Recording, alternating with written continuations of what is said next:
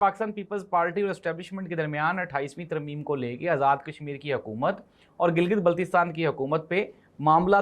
Maximum तय पा चुके हैं। लेकिन अब पाकिस्तान पीपल्स पार्टी कहती है कि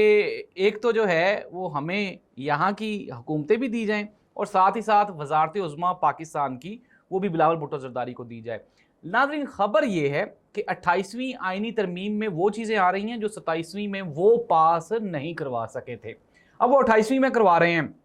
पिंडी में एक जगह पे एक मुलाकात हुई और उसमें ये जिक्र किया गया कि जो 27वीं तरमीम में नहीं हुई चीज़ें वो 28वीं में हो जाएंगी और जो 28वीं में नहीं होंगी वो 29वीं तरमीम में हो जाएंगी और उसके बाद पाकिस्तान पीपल्स पार्टी और PMLN बिल्कुल टोटली इररेलीवेंट हो जाएंगी।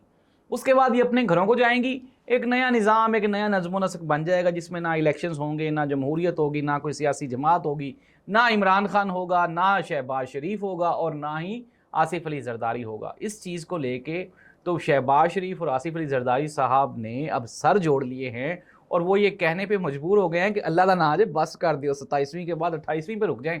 अगर 28वीं पे भी नहीं रुकेंगे तो फिर मामला शदीद ख़राब होने के ख़तरात लाहक है।